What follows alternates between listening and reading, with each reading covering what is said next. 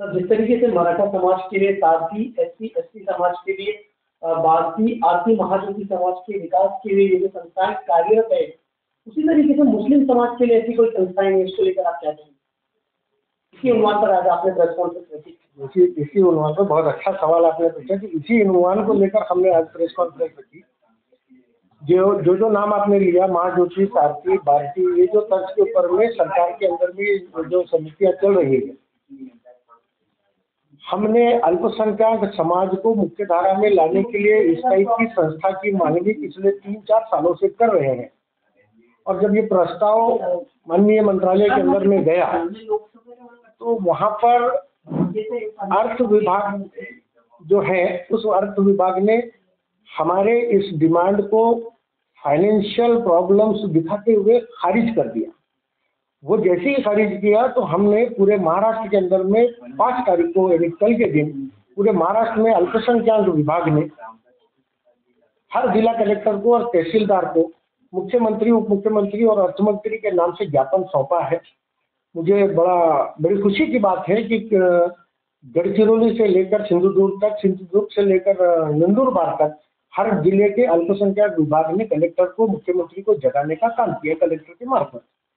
और यही डिमांड इसलिए कर रहे हैं कि आज मुस्लिम समाज की दयनीय परिस्थिति को देखते हुए इनके बच्चों को एजुकेशनल फैसिलिटीज मिलना चाहिए, जॉब के अंदर में स्किल की फैसिलिटीज मिलना चाहिए। इसके मार्फत हम चाहते हैं कि ये डिपार्टमेंट के अंदर में ये मार्टी ऐसी संस्था है जिससे हमारे अल्पसंख्यक समाज के भाइयों को, बच्चों को फायदा मिले।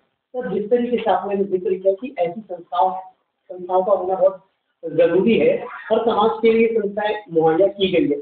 5% मुस्लिम रिजर्वेशन की डिमांड की जाती है। रिजर्वेशन तो छोड़ दीजिए, यहाँ संस्थाएं प्रोवाइड नहीं करती, इसको लेकर आप यही अफसोस की बात है।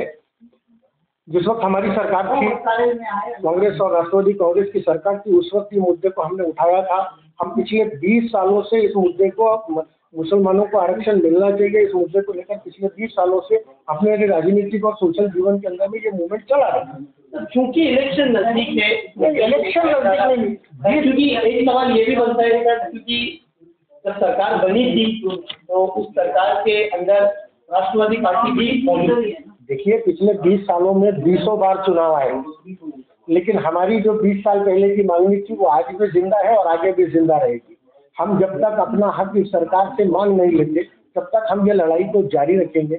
आज हमें लगा कि ये जो गूंगी बहरी सरकार बैठी है, इस गूंगी बहरी सरकार से हम आरक्षण की अपेक्षा तो कर नहीं सकते। जिस वक्त हमारी सरकार थी उस वक्त हमारी सरकार ने आरक्षण को लेकर महाराष्ट्र के अंदर में आरक्षण देने का काम किया था, लेकिन दुर्दैव की बात है, बड़े अफसोस की बात है कि उसके बाद ये अचानक सरकार में बदलाव आया। वो सरकार बदली तो उन्होंने कहीं तो भी कोर्ट में चैलेंज करने का काम किया। हमें इस भारत के न्यायालय के ऊपर में बहुत ज़्यादा भरोसा है। उस न्यायालय ने मुस्लिम समाज को खुसूसी तौर पर एजुकेशन में, पढ़ाई में आरक्षण कंटिन्यू करने की बात कही है।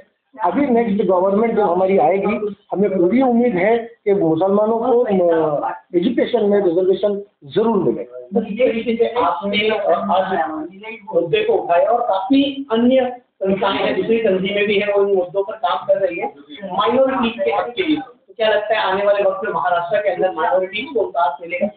बिल्कुल जरूर मिलेगा। पिछली लोकसभा की अगर से आप बात करें तो लोकसभा के अंदर में इस बात में परिपक्वता आ गई कि इस प्रदेश का नहीं, पूरे देश का अल्पसंख्यक समाज जाग गया है। चाहे वो अल्पसंख्यक बोले तो सिर्फ मुसलमान नहीं, हमारे क्रिश्चियन भाई हैं, सिख भाई हैं। जिस तरीके से हम सारथी भारती के तर्ज पर माइनॉरिटी की बात कर रहे हैं, ये माइनॉरिटी की मार्टी जो तंजीम है ये खुसूसी तौर पर अल्पसंख्यक समाज के लिए है, खुसूसी मुस्लिम समाज के लिए नहीं है। और इसी तरह से ध्यान में रखते हुए हम आने वाले कल के अंदर में सिख समाज के लिए, क्रिश्चियन समाज के लिए भी ऐसा कोई भी समिति बनाने की स्पेशल ख्वाहिश जाहिर कर चुके हैं।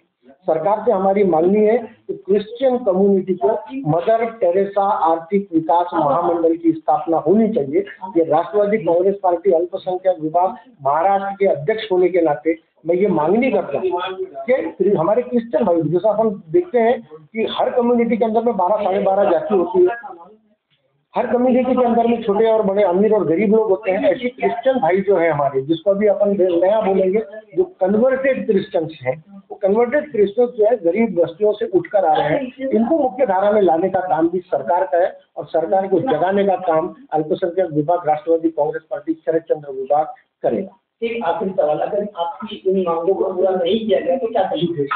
देखिए ऐसा है कि ये तो अभी शुरुआत है, अभी तो सिर्फ अंगड़ाई है, आगे पूरी लड़ाई है।